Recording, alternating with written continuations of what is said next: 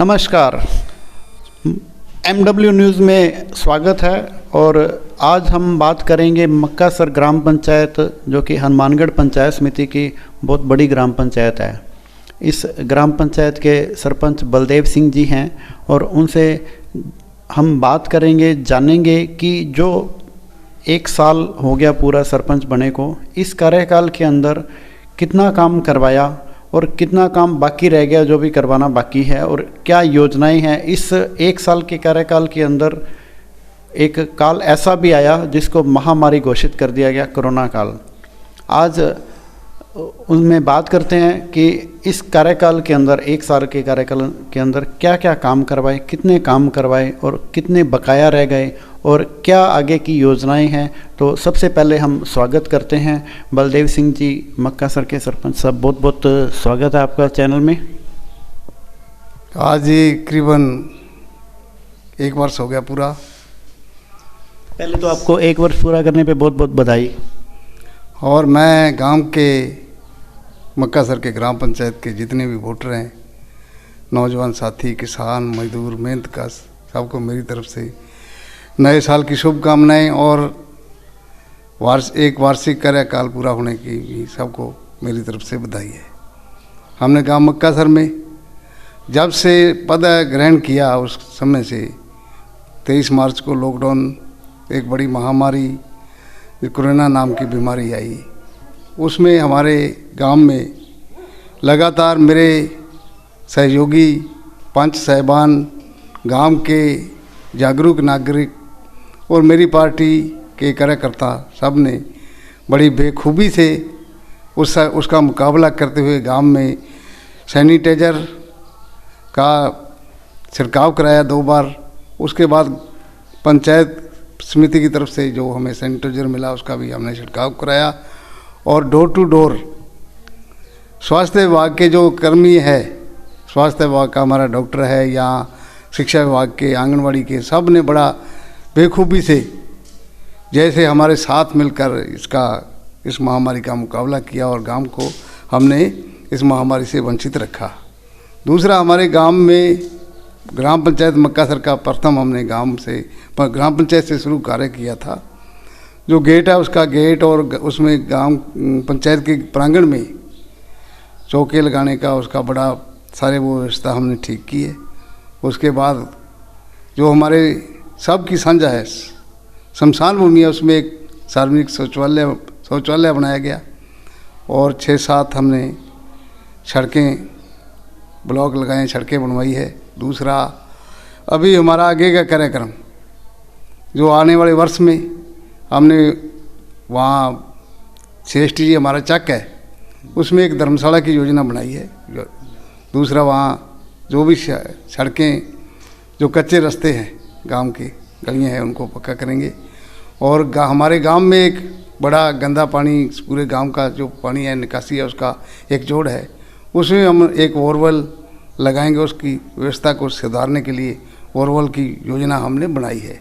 दूसरा, जो हमारे गांव का उप प्राथमिक स्वास्थ्य केंद्र है, कल हमने पल्स पोलियो के तहत हमारे जिला कलेक्टर महोदय भी आए थे, CMHO साहब। हमने उस पल्स पोलियो के तहत बच्चों को हमारे जिला कलेक्टर महोदय की तरफ से बूंदें पिलाई गई और मुक्त पोलियो मुक्त गांव में उसकी योजना शुरू की है। और जो वहाँ एक बिल्डिंग है जो पुरानी है, खंडर है, उसको क्षतिग्रस्त है, उसको बारे में भी हमने कलेक्टर साहब से बात की है। उसको हम हटा के नई बिल्डिंग की योजना हम बनाएंगे और गांव में उसमें वहाँ CST जी में भी उप प्राथमिक स्वास्थ्य केंद्र की हमारी योजना है उसको, और हम गांव के विकास को बेखूबी से उसको करेंगे और आगे बढ़ाएंगे। गांव का पूरा सहयोग है हमारे साथ और हम गांव को पुण्य द्वारा धन्यवाद देते हैं गांव के नागरिकों को। दूसरा, जो बड़ा आज आंदोलन चल रहा है, जो किसान आंदोलन चल रहा है, उसके बारे में आपके विचार? हाँ, किसान आंदोलन चल रहा है। ये किसान आंदोलन है, किसानों का आंदोलन है, लेकिन ये अवाम का आंदोलन है।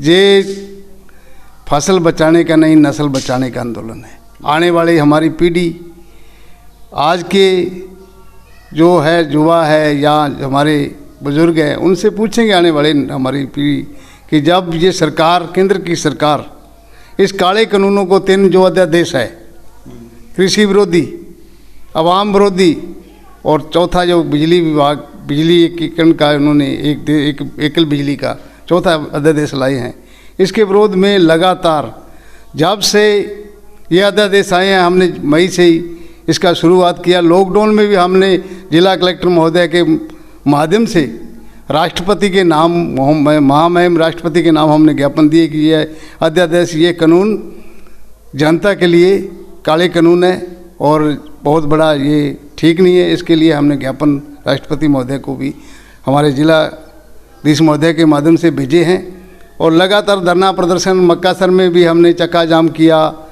गांव के आवाम, गांव के किसान, गांव के मेहनत कश ने हमें सहयोग दिया और इसके विरोध करते रहे हैं।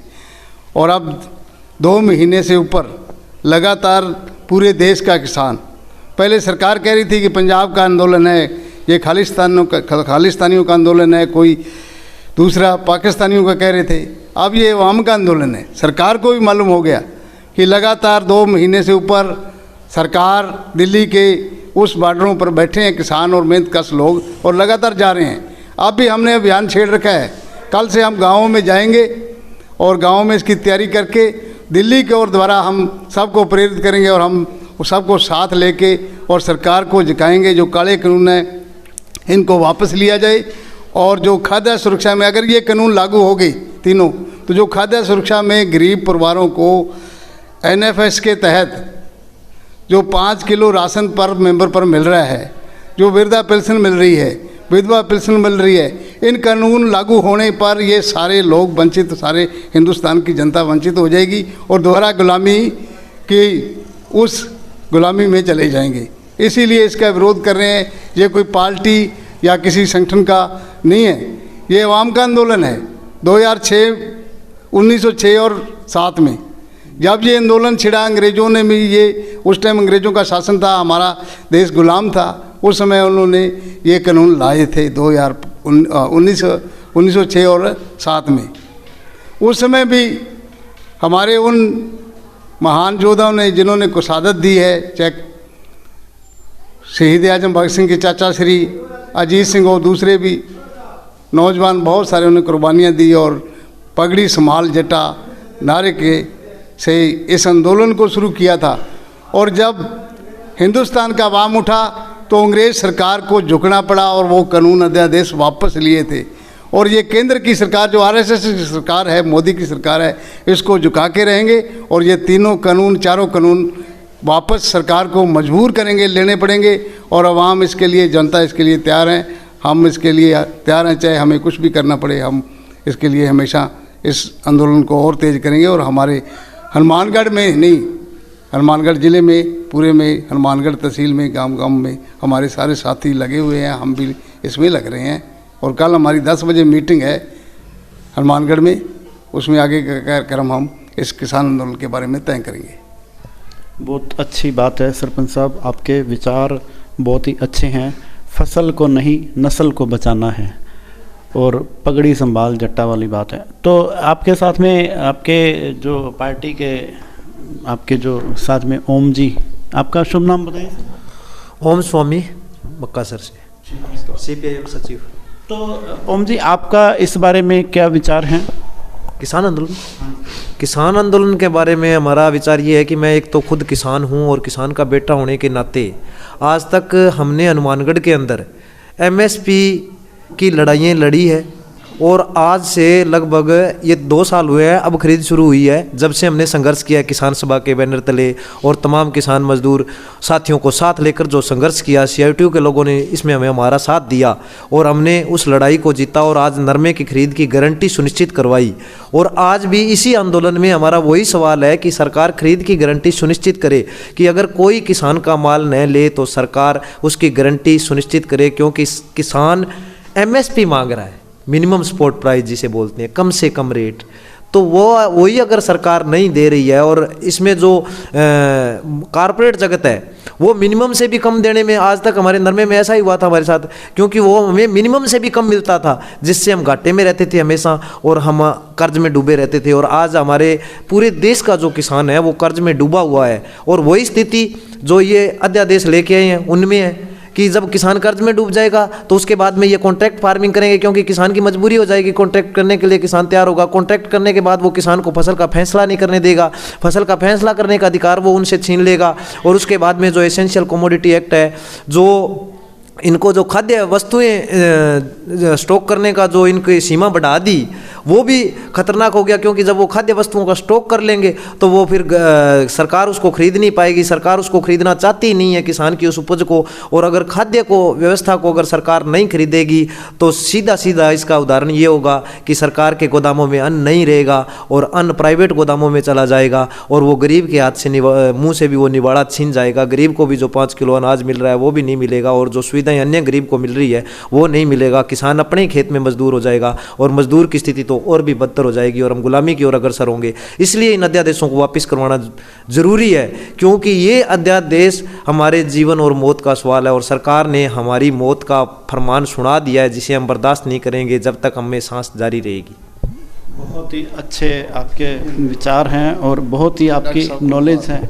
तो डॉक्टर साहब, हम एक डॉक्टर साहब से भी चर्चा करेंगे। तो डॉक्टर साहब, पहले तो आप अपना। मेरा नाम पलविंदर सिंह है, मक्कासर से हूँ, CPM से बिलोंग करता हूँ। तो आपके इस आंदोलन को लेके आपके क्या विचार हैं? देखो जी, ये सिर्फ किसान का ही नहीं है, ये आम आदमी का, गरीब आदमी का भी इसमें मतलब नुकसान है। अगर जब वो अडानी वाणी जो मतलब बड़े बड़े उद्योगपति हैं वो अपने इकट्ठा कर लेंगे तो आम लोगों को भी परेशानी आएगी इसमें, ठीक है ना। इसलिए हम इसके खिलाफ हैं, हम लड़ाई लड़ेंगे, साथ में किसान के हैं, और बिल्कुल लड़ाई। बहुत अच्छी बात है डॉक्टर साहब।